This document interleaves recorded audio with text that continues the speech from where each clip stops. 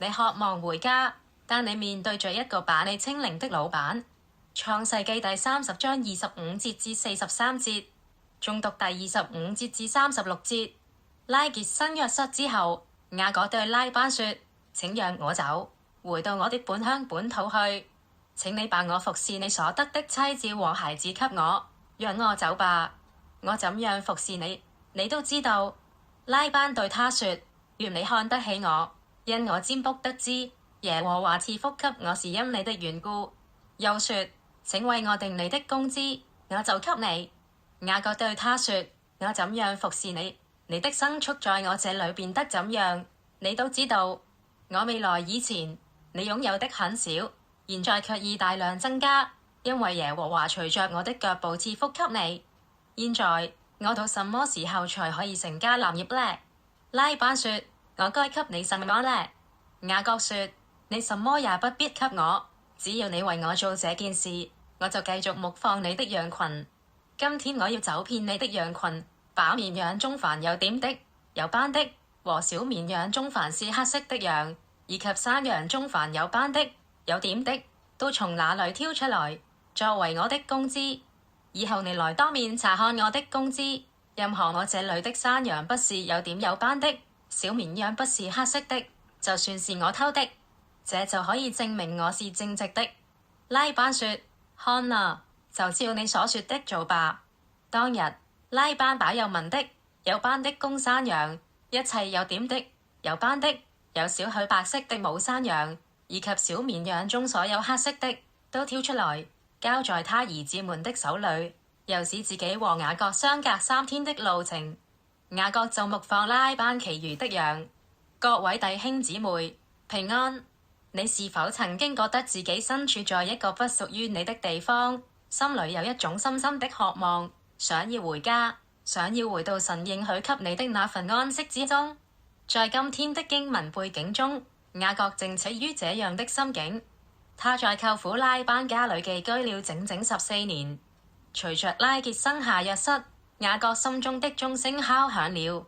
他在巴旦亞蘭的任務已經完成，他娶了妻，生了子，神也保守了他。現在他只有一個念頭，回到那片應許之地，回到伯特利，那個神曾親自向他顯現的地方。雅各對拉班說：請打發我走，叫我回到我的本鄉本土去。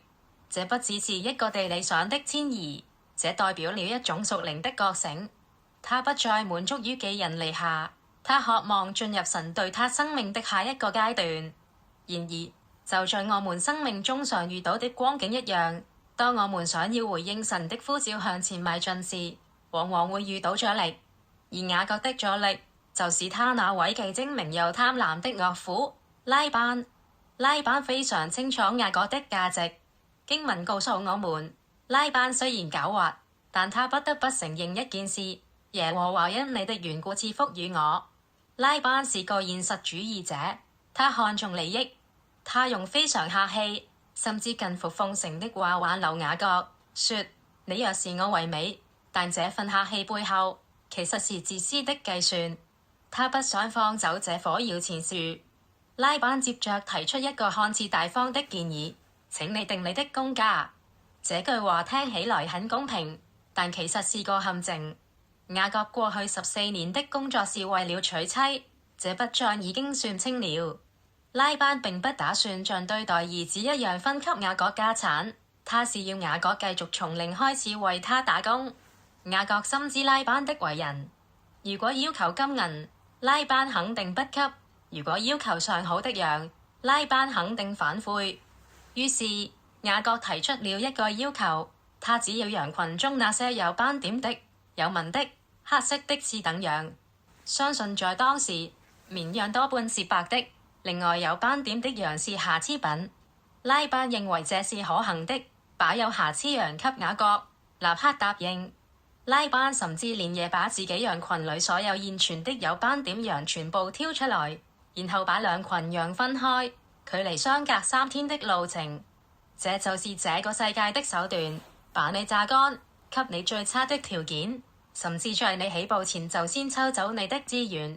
雖然拉班設下了重重障礙，但雅各並沒有放棄。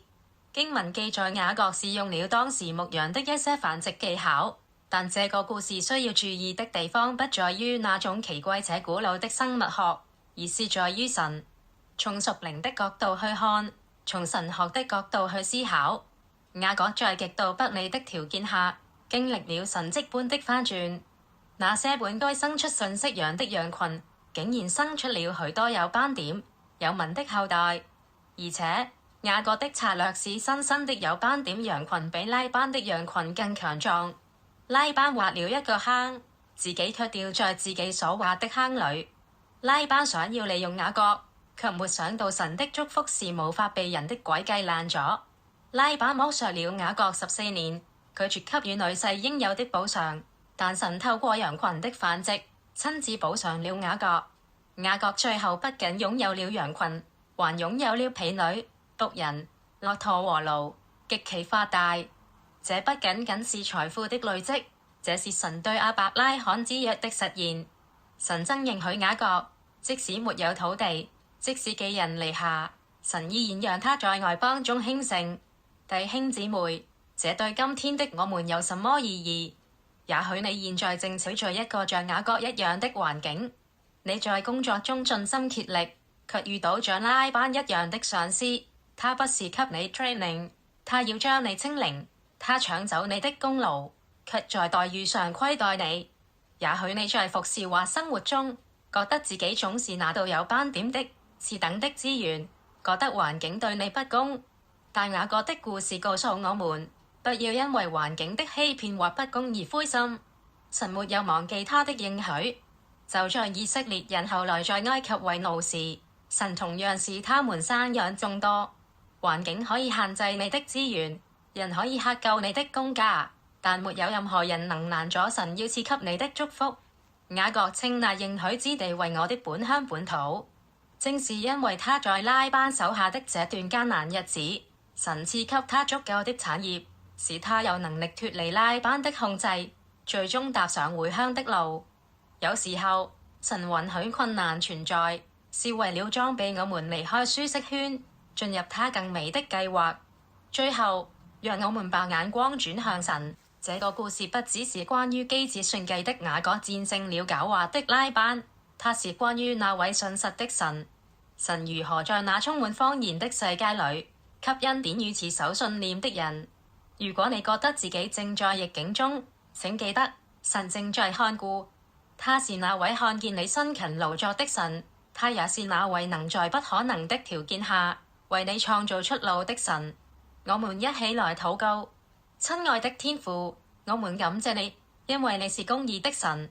你看見了我們在生活、工作中所面對的每一個挑戰，你也看見了我們有時如同雅各一樣，面對不公的對待感到無力。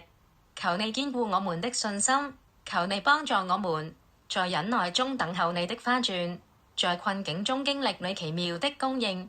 願我們像雅各一樣，在寄居之地也能見證你的榮耀與豐盛。奉主耶穌基督的名禱告，阿門。我們繼續為在寒冷之際得不到溫飽的人祈禱，為世界的黑暗處被聖誕之光所照亮祈禱。願人心知他的臨在，願節日裏讓人思考那永恆的盼望祈禱。靈修思考題目：當世界的規則和環境對你的價值和感受產生衝突時，除了憤怒、逃避、妥協認命之外，你還想到其他新的選擇嗎？那是什麼？